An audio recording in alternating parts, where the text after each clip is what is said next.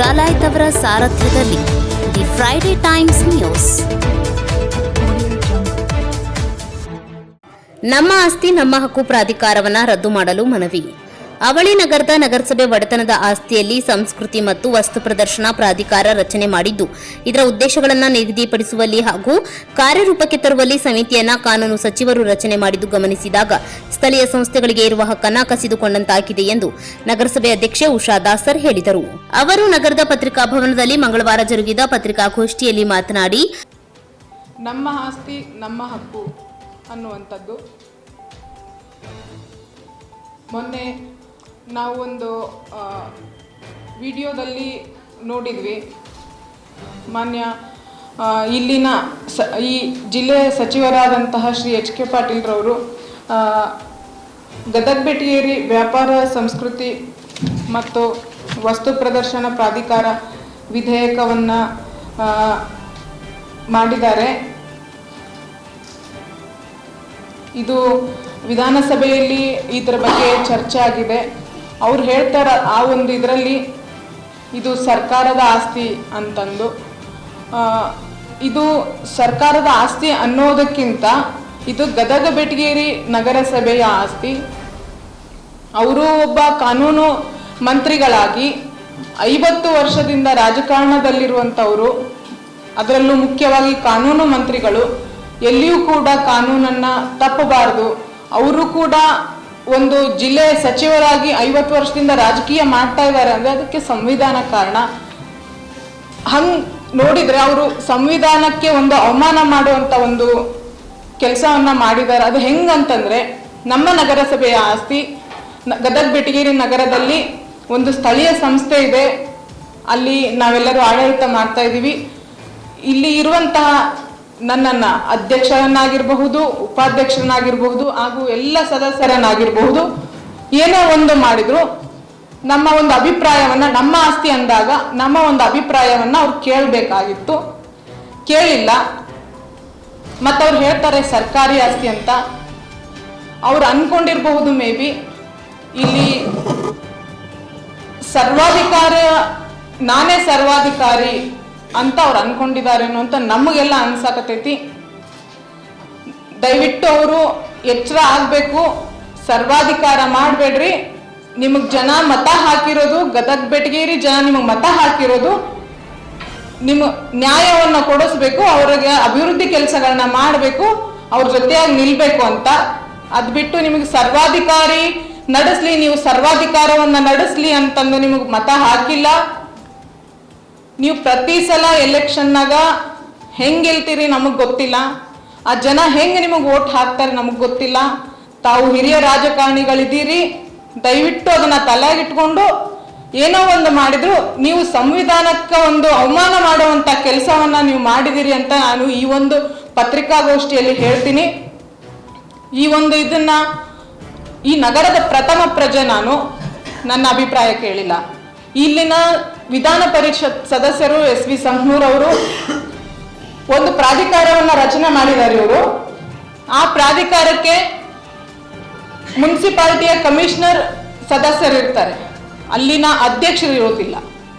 ಹಾಗೆ ವಿಧಾನ ಪರಿಷತ್ ಸದಸ್ಯರಾದಂಥ S V Sankanur ಅವರು ಇರೋದಿಲ್ಲ, ಹಾಗೂ ಇಲ್ಲಿನ ಲೋಕಸಭಾ ಸದಸ್ಯರಾದಂಥ ಶ್ರೀ ಶಿವಕುಮಾರ್ ಉದಾಸಿ ಸರ್ ಅವರು ಇರೋದಿಲ್ಲ. ಅಂದ್ರೆ ಇವರು ಪಕ್ಷಾತೀತವಾಗಿ ಕೆಲಸ ಮಾಡಬೇಕು. ಇಂಥ ಒಂದು ಯಾವುದೇ ಒಂದು ಅಭಿವೃದ್ಧಿ ಕೆಲಸ ಅಂದ್ರೆ ನಮ್ಮೆಲ್ಲ ಬೆಂಬಲ ಇರುತ್ತೆ. ಇವರು ಏನು ಅನ್ಕೊಂಡಿದ್ದಾರೆ, ನಾನೇ ಸರ್ವಾಧಿಕಾರಿ, ನಾನು ಅನ್ಕೊಂಡಿದ್ದೆ ಮಾಡಬೇಕು. ಸರ್, ನೀವು ಪಕ್ಷಾತೀತವಾಗಿ ಕೆಲಸ ಮಾಡ್ರಿ, ನಾವೆಲ್ಲರೂ ಬೆಂಬಲ ಕೊಡ್ತೀವಿ. ನೀವು ನಮ್ಮನ್ನೆಲ್ಲ ಬಿಟ್ಟು ಇಲ್ಲಿ ಸ್ಥಳೀಯ ಸಂಸ್ಥೆಗಳ ಅಧ್ಯಕ್ಷರನ್ನ ಬಿಟ್ಟು, ವಿಧಾನ ಪರಿಷತ್ ಸದಸ್ಯರನ್ನ ಬಿಟ್ಟು, ಲೋಕಸಭಾ ಸದಸ್ಯರನ್ನ ಬಿಟ್ಟು ನಿಮಗೆ ನೀವೇ ಮುನ್ಸಿಪಾಲಿಟಿ ಕಮಿಷನರ್ ಹಾಕೊಂಡು ನೀವು ಅವ್ರನ್ನ ಸದಸ್ಯರನ್ನ ಇಟ್ಕೊಂಡು ಮಾಡ್ತೀರಿ ಅಂದ್ರೆ ನೀವೇನೋ ಒಂದು ತಲೆ ಇಟ್ಕೊಂಡಿರಿ? ಇದು ನಮ್ಮ ಒಂದು ಪ್ರಶ್ನೆ. ಇದನ್ನ ನಾವು ಸುಮ್ಮನೆ ಬಿಡೋದಿಲ್ಲ. ನಮ್ಮ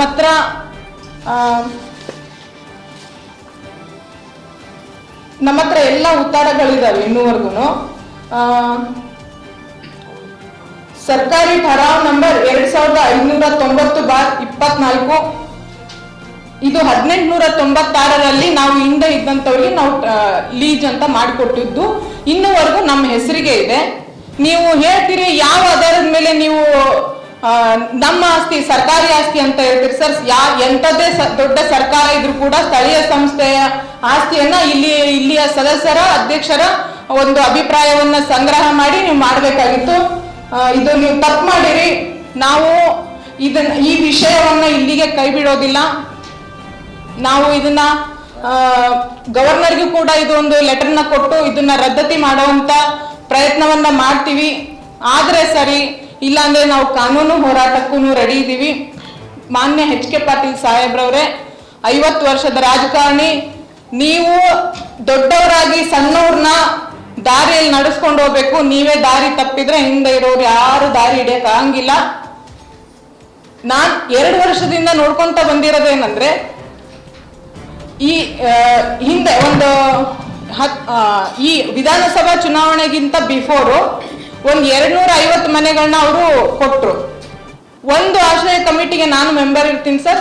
ಒಂದು ಆಶ್ರಯ ಕಮಿಟಿ ಮೀಟಿಂಗ್ನ ನೀವು ಮಾಡಲಿಲ್ಲ. ಒಂದಿನಕ್ಕೂ ಮೀಟಿಂಗ್ ಮಾಡ್ಲಾರ್ದೆ ನೀವು 250 ಮನೆಗಳನ್ನ ಕೊಟ್ರಿ. ಅದು ಯಾರಿಗೆ ಕೊಟ್ರಿ ಸರ್? ಒಬ್ರಿಗೂ ಬಡವರಿಗೆ ಕೊಟ್ಟಿಲ್ಲ. ನೀವು ನಿಮಗೆ ತಿಳಿದವ್ರಿಗೆ, ನಿಮ್ಮ ಬೆಂಬಲಿಗರಿಗೆ, ನಿಮಗೆ ಓಟ್ ಹಾಕ್ಸೋವಂಥವ್ರಿಗೆ ನೀವು ಮನೆಗಳನ್ನ ಕೊಟ್ರಿ. ಸರ್ಕಾರದ ಯೋಜನೆ ಬಂದಿದ್ದಕ್ಕೂ ಸಾರ್ಥಕತೆ ಸಿಗಬೇಕು ಅಂದ್ರೆ ಅದು ಬಡವರಿಗೆ ತಲುಪಿದಾಗ ಮಾತ್ರ ಅದಕ್ಕೆ ಒಂದು ಸಾರ್ಥಕತೆ ಬರುತ್ತೆ. ತಾವು ನಿಮ್ಮ ಒಂದು ಚುನಾವಣೆಯನ್ನ ಮುಂದಿಟ್ಕೊಂಡು, ಗುರಿಯಾಗಿಟ್ಕೊಂಡು, ಚುನಾವಣೆಯಲ್ಲಿ ಗೆಲ್ಲಬೇಕು ಅನ್ನೋದನ್ನ ನೀವು ಗುರಿ ಇಟ್ಕೊಂಡು ನಿಮಗೆ ತಿಳಿದಂಗೆ ನೀವು ಮಾಡ್ತೀರಿ. ಅಲ್ಲಿ ಕೂಡ ನೀವು ಸರ್ವಾಧಿಕಾರಿ ಧೋರಣೆಯನ್ನ ತೋರ್ತೀರಿ. ಇಲ್ಲಿ ನಗರಸಭೆ ಆಸ್ತಿಗೆ ನೀವು ಕೈ ಹಾಕಿ ಇಲ್ಲಿ ಕೂಡ ನೀವು ಸರ್ವಾಧಿಕಾರಿ ಧೋರಣೆಯನ್ನ ತೋರ್ತೀರಿ. ಇದನ್ನ ನಾವು ಖಂಡಿಸ್ತೀವಿ. ಇದ್ರ ಬಗ್ಗೆ ನಾವು ಕಾನೂನು ಹೋರಾಟವನ್ನು ಕೂಡ ಮಾಡ್ತೀವಿ.